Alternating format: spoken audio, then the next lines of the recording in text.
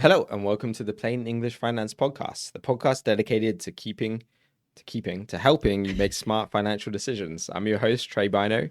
I'm a financial planner with TC Wealth Management and Visa Wealth. For more information or to send in your questions, check out episodes 1 or 2 or my website, trebynoe.ca/podcast. Let's get into the 27th episode. So this episode is a case study. So we're going to kind of go through, I'll start off just describing somebody's life and we will kind of go through the person's and basic.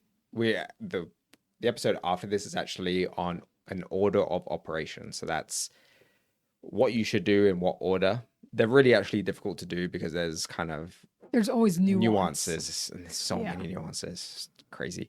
Just tell me what to do. Do all of this unless that one part that is part of your life. Now we can't do everything. That changes everything.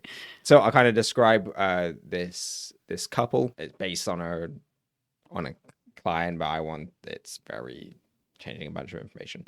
Okay. So we'll call this couple Jack and Jill. Very creative. Very creative. I would say so myself. Okay.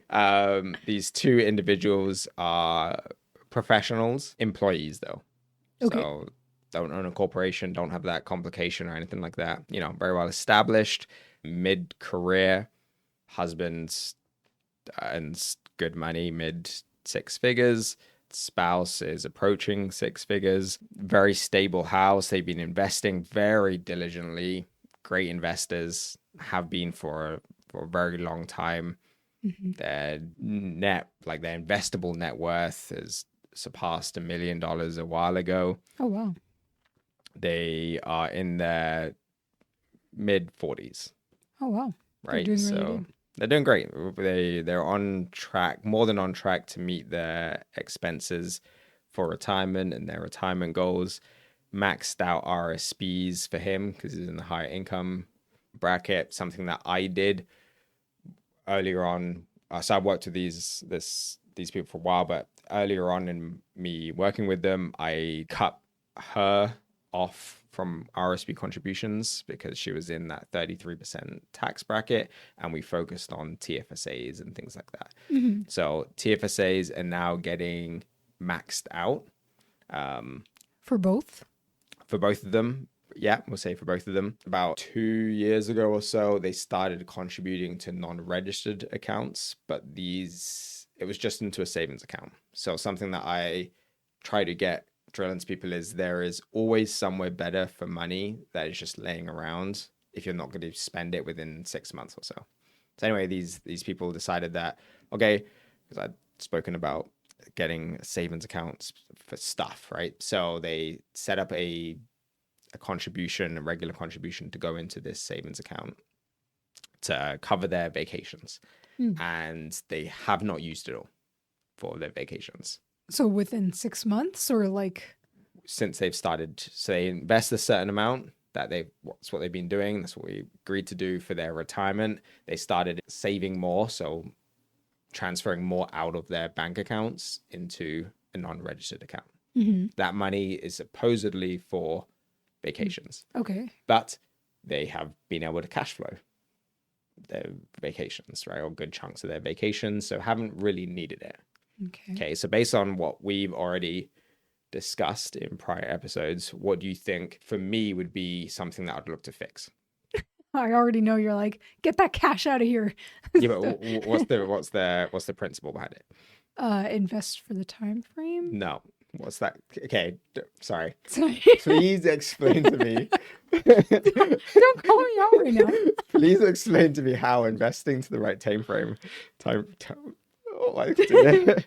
investing to the right time frame applies to this situation. Because clearly they're not investing to the right time frame if they have cash sitting around. But they finished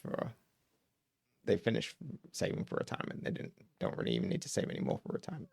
Oh, I don't know that. Yeah, me neither. Okay. Okay, wait, let me think of one of your random principles. To get rid of the cash, well, just because it's like losing money. It's like not keeping up with inflation. I don't know. You're going to say the thing and I'm going to be like, yeah, that one. Separate Your income from your expenses. Thank you. Yeah. Should we get a board and write all the sayings down? We can have it in the background. Yeah, or whatever. it's like you know when like that guy who does the rules of chess. And he's like, these are the principles of chess. Yeah, that's what you need. The principles. So the 10 principles. Tré's 10 principles. Okay. Anyway, yes. So that would be for me. Next steps would be a huge win for this couple is to re-look at their cash flow management. And it seems like, oh, why would I bother doing it this later on in life? I'm in my mid-40s. Because it's the same cash flow management system that you're going to use throughout retirement, right? You might think, okay, well, I've got through life to this point, the way that I've been doing it. You will have to change that come retirement. This is a way for you to change it beforehand, for one, but that's not the main thing. The big thing is that you'll be able to look back on your spending and realize that you made good decisions with it. And when you did spend and when you did leave money just sitting around, you have memories and stuff like that to back up where you spent money, basically, because it's just aligning your spending with your values, really. Yeah. Right. So separate. But yeah, go back to that. If you want to learn more about the cash flow management system, I recommend you can listen to other episodes. But yes, so implementing a good, proper cash flow management system would be one of my big things for this couple to be able to improve a little bit. Not that they have to, because they're already doing great, but if they do want to hit that next level. The other thing is to get and to build a non-registered account for 2 reasons. What do you think those 2 reasons are? Well, if they're getting close to maxing out you said they're getting close to maxing out the TFSAs and the RRSP because Jill, the wife, was in her lower... wife does have RSP room left. Yes. She's in a lower tax bracket right now. Yeah. So it would make sense if she's starting to earn more to use the non-registered until she needs to use her RSP. Yeah, that's part of it. Well, it's not one of the 2 that reasons. Sorry, what was the question again? So why do you think I would want them to start building a non-registered account? So one of them obviously is they've maxed out their TFSAs. Yeah. But why is it a really good idea? What other things do you think? Sorry, let me go back to them. They have a mortgage still. Okay. So they have a mortgage. They haven't finished paying it down. Ah. They listen to. No, but I'm sorry. They looked at numbers. They're comfortable with having a mortgage. Okay. So. I just had to I had to mess with you a little bit because you're like, yes, see? And I'm like, that helps me none. Okay. Sorry. What? So they have a mortgage. You still don't know, I know. Okay, wait, let me think. Let me think. So they have a mortgage. But no other debt. So maybe they're going to use the mortgage to capitalize, leverage, I think is the word. Use that money to put it into the non-reg? Kind of. No, what is that? I'm glad we're not on video right now. I'm like, are you getting my thoughts? Just read my mind and make it sound good. Okay. I don't know if I can do that. Okay, so the first thing, the next goal for them, because they've met their retirement goals, what they need for retirement. So the next goal is to have all their debt tax deductible. Not paid off. No problem with them having the mortgage. They can pay the mortgage off. Honestly, the numbers will show they can pay it off whenever, have it for life. But pay it off whenever they feel comfortable paying it off. They don't have to rush to now try to pay it off. That doesn't need to be the next goal at all.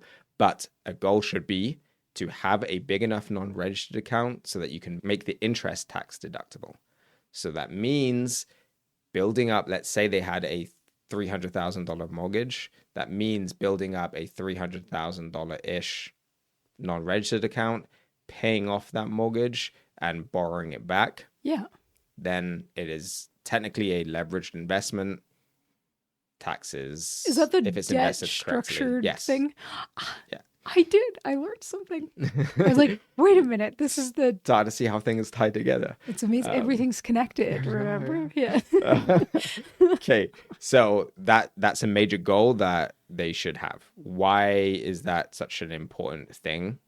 Keeping in mind he is in a relatively high tax bracket. Yeah, for that reason. Tax optimization. Tax efficiency, yes. Because Every Tré dollar. believes in paying taxes, just to be clear, but only the amount that you need to pay. Don't tip the government. 100%. Right? Is that the Correct. Yes, that's what I say to email. Yeah. Yes. If they want to tip, they can go ahead and do that. But it's not going to be because of me. Yeah. So make sure all your debt is tax deductible is the next biggest goal and the biggest benefit that you'll be able to bring to yourself, especially if you are separating your income from your expenses, because it will mean there will just literally be more left over for you to then invest for your kids, for you, whatever it is, right? Yeah. Like you'll have there will be a direct amount that you can see. Mm-hmm. There are also other expenses that come up in people's lives. What are some of those? Other expenses that come Big up? expenses, yeah. Vehicle. I'm thinking vehicle. Okay, well, I was just thinking if they were in their mid-40s, they might even be thinking about their parents. Like, do they have to help them with funding their housing or whatever? Are they going to move in with them? Are they going to go into a home? Blah, blah, blah. Like your kids, schooling. Those were the things I was thinking. Vehicle sounds like a much more obvious and clear answer, but that applies to a lot more people. But all of those things apply, and the question is, these type of expenses that come up, how are you going to pay for them? Yeah. Building an amount that isn't part of your retirement savings, and specifically not part of your retirement savings, will fund that. It will fund those expenses, because while, again, depending on what's happening in the world, you might choose to take it from your TFSA. Mm-hmm. But ideally, your TFSA is the last thing you touch, because the growth on it can be significant over somebody's lifetime. So, yeah, and that's invested throughout retirement as well, right? So it's a great, if I need to account the TFSA, but ideally you build up other places that you could take some of this money from. Mm-hmm. Non-registered accounts are the perfect example. Do people just not like non-reg because you have to pay? Yes, and a lot of people don't even know you can do them. Yeah, it's actually surprising the amount of people that I have this conversation often where we've maxed out their retirement accounts, etc., or they get like like inheritance or something like that, and they're like, what do we do with this? Like, where can we invest this money? I don't have any TFSA room. Yeah, I run into that fairly more often than you'd think. Mm-hmm. It also opens up a whole worm of can of worms. Worm of cans. A whole worm of cans. We're really struggling on this one. Or else maybe it's just more entertaining. I don't know. A whole can of worms investing non-registered, because then you have to think of investment location, the type of income you're getting. There's more to it than TFSA. Than a TFSA or an RSP where you just put money in and don't really think about it.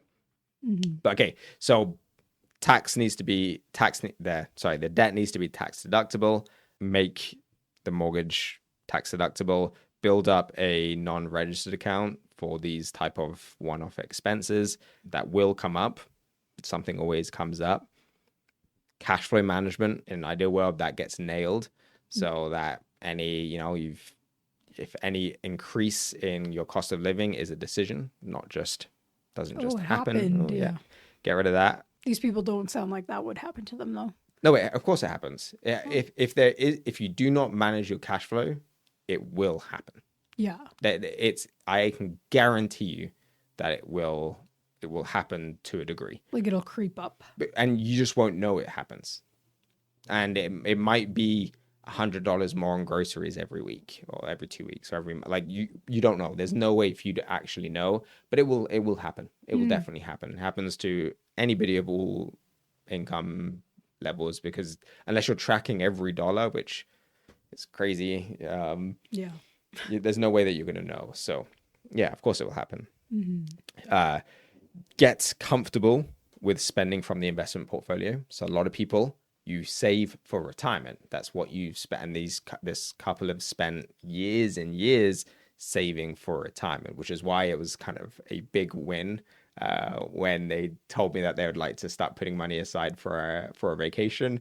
I was really happy because it was like, yes, like that's The point. yes, that is a huge milestone for somebody to make, a huge mental barrier for somebody to go from I'm just saving for retirement to okay, no, I can put money into my investment portfolio for tomorrow, right? For the vacation for the end of this year. I don't have to leave it in a savings account earning 0.001. And yeah, the savings accounts aren't a whole lot better, but there was a point where it was like 4% or something. Even now it's 2.5% in a savings account. Well, that's much better than any savings account you could get on the retail side, but it is a switch in mindset. So I was so proud of them when I haven't gotten there yet. Jack and Jill, can you please give me your tips? I'm saving for the vacation in 3 years in my savings account. I'm sorry. Tré's like, I'm so proud of them. Yes, not you. You know better. No, you're way better than. Yeah, we have systems that help with it. But anyway, yeah, for sure. Okay, spending from investment. Okay, and those are the main short-term things that I think would add a ton of value that goals that they can focus on. Another big thing is you're now switching your focus to long-term tax efficiency. For this couple, similar to how we invest, so until you're no longer earning an income in that way, but how did we manage our investments? Do you remember at all? How do we manage? Yeah, how do we manage our finances? Do you know where the money and stuff comes from? The bills comes from? Sorry, reword that. So with us, you would get paid, and I would get paid. Yep. Where did your paycheck go? My paycheck. Before it was going into the investments. Yes. Why? Because it was like a fixed amount. It was. So it's because you're in the lower income bracket than me. So as long as you can prove the connection to, in this case, the amount comes in that you get paid. We take that exact amount, and that got invested into a non-registered account because it would pay tax. But whose hands would it pay tax in? Mine. Yeah. So those type of long-term tax strategies are huge and when you get to this point when you do have couples in different tax brackets, massive. It helps a ton because it means that let's say we do need a vehicle, depending on what's going on in the world, and we need to take $30,000 of capital gains. We now have another choice of where we take it from.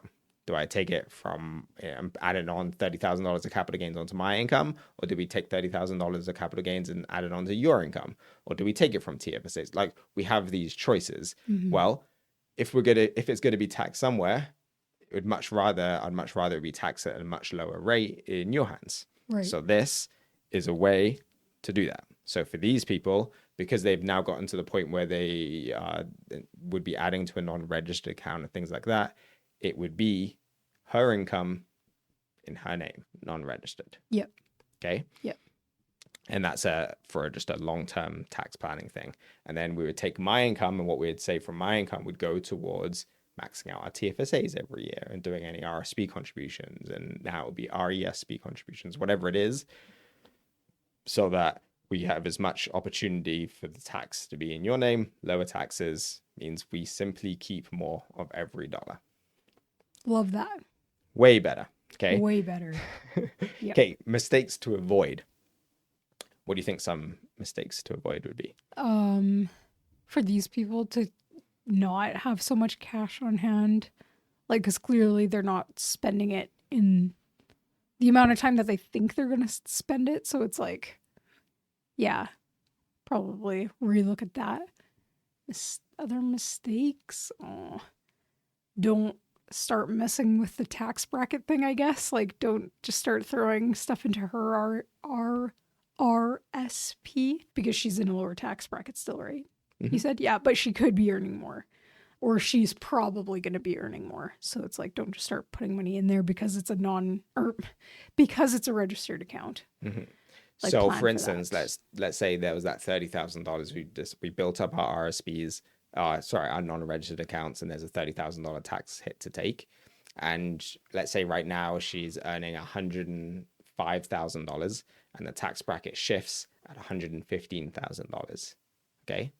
And we now are increasing our income by, for easy math, I'm going to say that $30,000. So now her income is going to be Over that threshold? over that threshold. That means now I would be looking at making an RSP contribution. Right. Okay.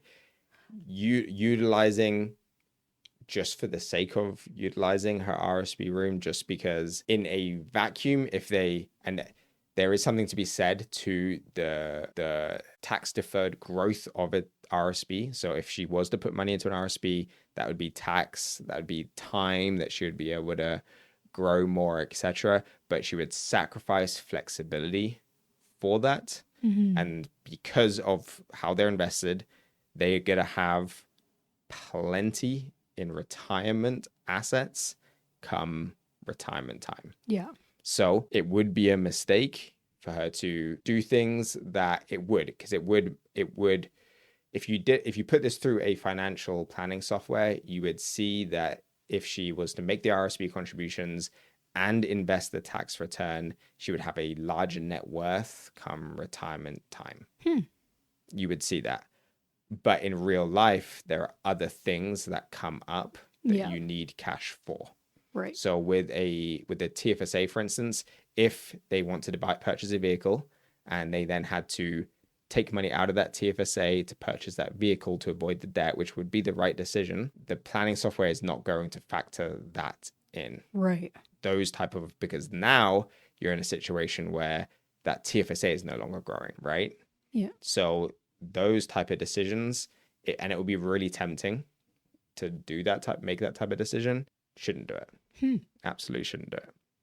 Might come a time in the future when that might change, but yeah, definitely not. Definitely a wrong thing to do for this, especially with the way that they're investing. They will have plenty of RSPs and pension assets and things like that. Yeah. Okay. Other thing that I would warn somebody like this against is sacrificing too much now. So while I think a lot of people that don't really know me think I'm anti-spending. And I'm not anti-spending. Yeah. I am anti-spending money you don't have. Yeah. If you have money and people just stop at that anti-spending. Money you don't have is the important part. It's a very important part. Yeah. So for this couple, they absolutely can afford to do all the things that they want to do. And they have gotten to this point by sacrificing. That it is a sacrifice to save and invest, and it is a sacrifice. But they also have a young family. And my caution, what I would hate to see is them think back in 20 years' time and wish they had done things now with their family. While they're little and stuff. Because I don't think you would regret it. I've never heard somebody regret sacrificing things to have a retirement, right? If it was a case of, man, I couldn't take my kids on the vacations that I wanted to because I needed to save for retirement, and now that I'm in retirement, I can now afford to feed myself and I'm not a burden on my kids. Yeah. Most people aren't going to say, oh man, I wish I was a burden on my kids now so that I could have taken them to Disneyland. Yeah. Like the gift later is better of not burdening your adult children. Yes. Like having a retirement and being self-sufficient in retirement is more important than taking your kids on a super fancy trip or making those memories with your kids. It is. Yeah. Because there's other ways to also make those memories. Yes. Having excess beyond what you need for retirement, beyond what you need for your basics to be covered. Having that, and the trade-off being not having that time with your family and not making those memories, I've never seen that be worth it. Right. Does that make sense? Yeah. So sacrificing. The necessities got to be taken care of. And then it's like, okay, prioritize. Like you always say, spend on what you value. Like these people have a young family. You want to do stuff with your family. Yeah, absolutely. So sacrificing for the necessities, it is what it is. You got to do it. Yeah. Sacrificing for the excess, not worth it, in my opinion. I think it's much better, much more important that you spend the money and enjoy the time with the family and enjoy the big things that you're really going to hold on to on your deathbed. That's what you'll be thinking back to. And like, it's not to be Doom and gloom again. doom and gloom, but it's like I've worked with so many people that have died, and not a single one of them has said to me, hey, I wish I had worked more and sacrificed more time with my family. That's not really what people Yeah, it's like, people oh, I wish say. my estate was bigger to give them and I didn't spend time with them so that they could have a little more money. It's like, that's not. Exactly. That's Yeah. not what people. So that would be a sort of something that I'd want to make sure that they're not doing, is sacrificing too much. And then the other thing was, now that you're onto building a accessible portfolio, is to stay away from types of investments that you can't access individual parts of. So portfolio funds, managed funds, and things like that, if you're going to use them, retirement assets that you don't need for 10, 15, 20 years is the place to do that type of thing. Yeah. When it is money that you are relying on, or you might need or might want to access in the next year, 2 years, 3 years, whatever, is not the place for portfolio funds. Right. Do the extra work, or have your advisor do the extra work with that, especially with that accessible money that you're building. Have them do the work to reduce the risk, I guess, not wanting to use the word risk, but reduce the chance of something happening in the world and you not having options of where to access funds from. Right. Okay.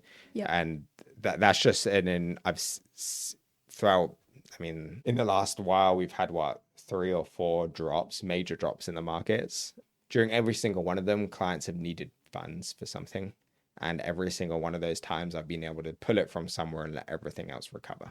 Put it from somewhere that's not down to let everything else recover every single time. And that's just And you've seen a lot of portfolio downs construction. It's just portfolio. It was downs every year, but we've had some big ones. With, well, we just big events. I remember thinking, like, as you like getting into your career, like I would say you're in the early mid part of your career still, so it's like to have it's been 10 years or so.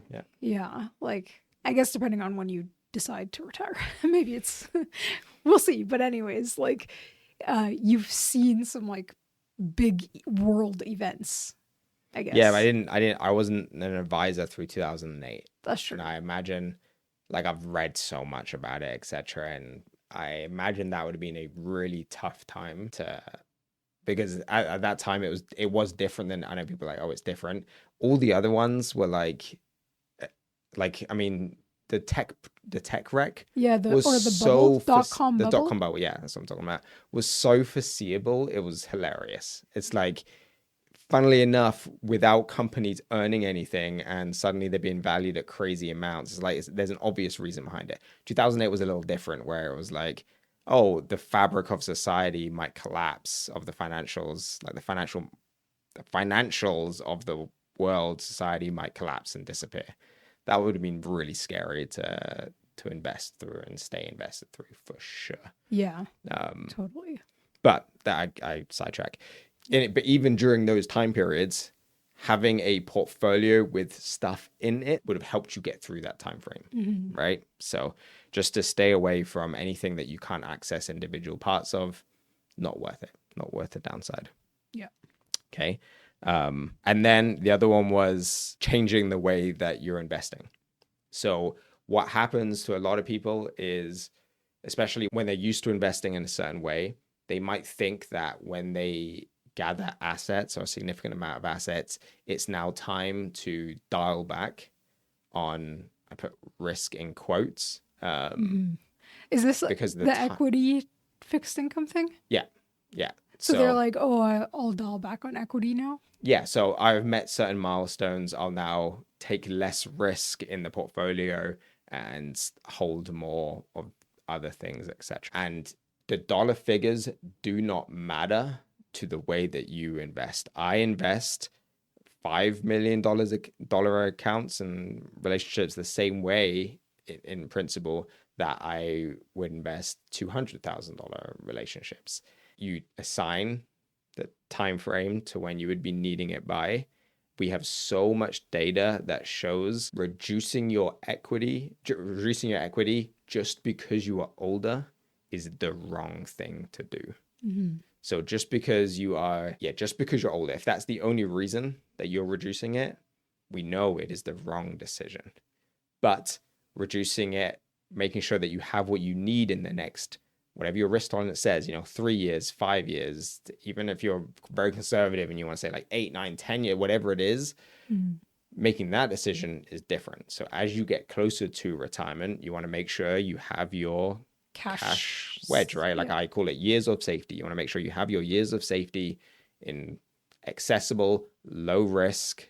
And I'm not talking about low risk because the investment says low risk. I'm talking about what it actually is in, like high quality bonds, right? High quality shorter term bonds that's the low risk part of your portfolio.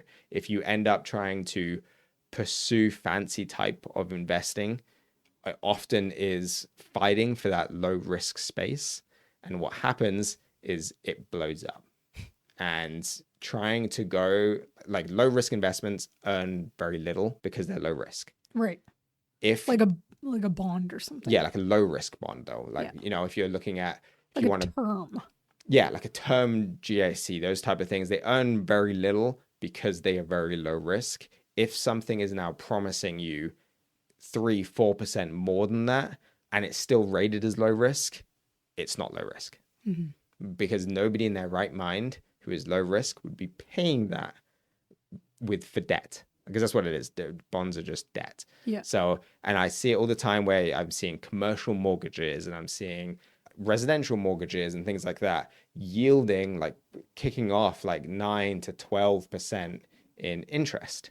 That could be really, really attractive for somebody that has assets and trying to increase their low risk allocation and what it's earning, because they would look at their low risk allocation, look at their equity and say, oh, my equity did 14% last year and my bonds did 3%. Like I just want more equity, right? Like, why am I even holding it? You're holding it for a reason. But then looking across the aisle and saying, okay, well, this is low risk and this did 9-12%.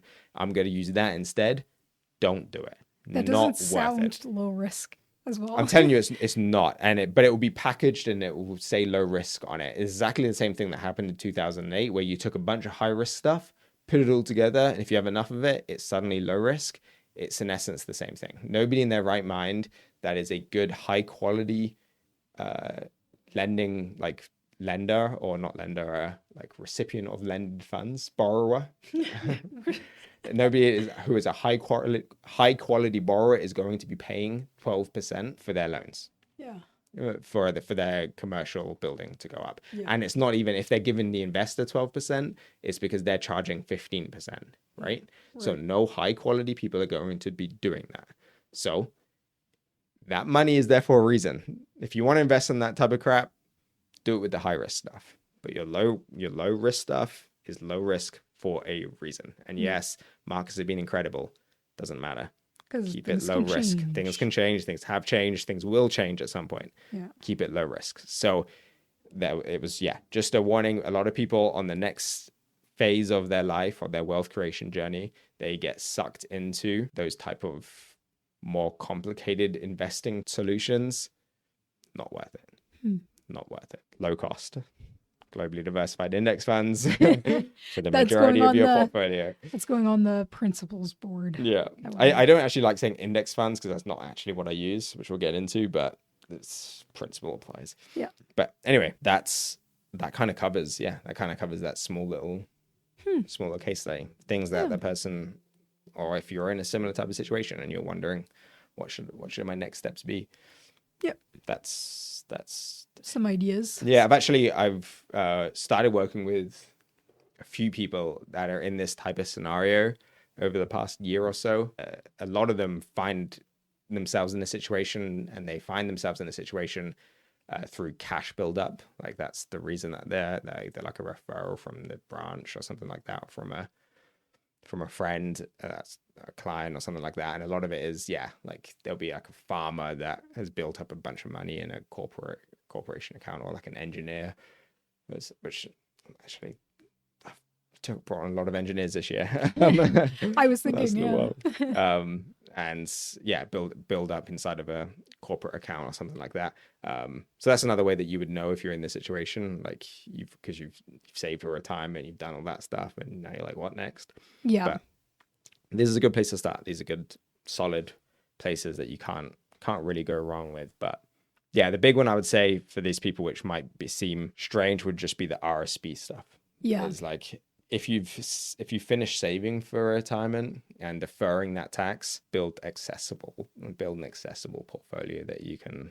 An opportunity fund. Yeah, that's what I say. Opportunity fund. That is. See, yeah, I got a couple you do. of those You listen. up there. You listen. I do. There you go. I listen. You listen, because I mean, things like that happen, right? Where you get the opportunity to. I was speaking to a client yesterday, has the opportunity to buy into a firm, right? If things were different for him, if for a lot of people, they'd be like, okay, well, all my assets are inside of RSPs. How do I get hold of $300,000 to do this? It's like, well, if you have an opportunity fund, well, there's the money, right? Like you have access to it. Your friend wants to start a business. You want to start a business.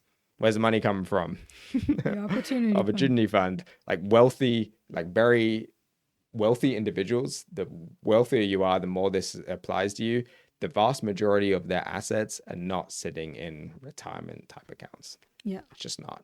It's not the way that it's not accessible enough. It's just not the way that you build businesses and build long-term wealth that outlives you, right? Like it's a great way to retire though. But once you've met those goals, things change and the questions are different. But yeah. Anyway, that's it. That's everything. 38 minutes. Oh, I thought this was going to be a shorter one. I was like, this felt shorter. Maybe it wasn't 40 minutes, but it was. Okay.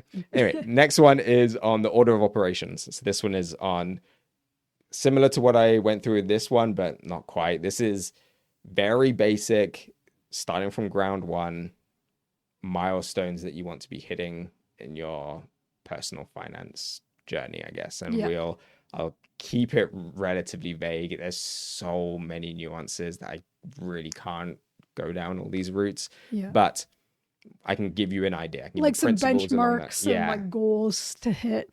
Like what do I like? Where do I start? Kind of thing. Exactly. And I think this will be a really good episode for a lot of people if they're just looking. Hey, I don't know where I should start. I don't know where I'm at. Like, what do I do from here? So, okay. That'll be good. Perfect. See you guys in the next one.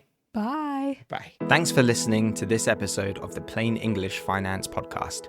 Tré Bynoe, Certified Financial Planner, Chartered Investment Manager, is a financial planner with TC Wealth Management and Aviso Wealth. You should always consult with your financial, legal, and tax advisors before making changes. This podcast is provided as a general source of information and should not be considered personal investment advice or solicitation to buy or sell any securities. The views expressed are those of the individual and are not necessarily those of Aviso Financial Inc. Mutual funds and other securities are offered through Aviso Wealth, a division of Aviso Financial Inc.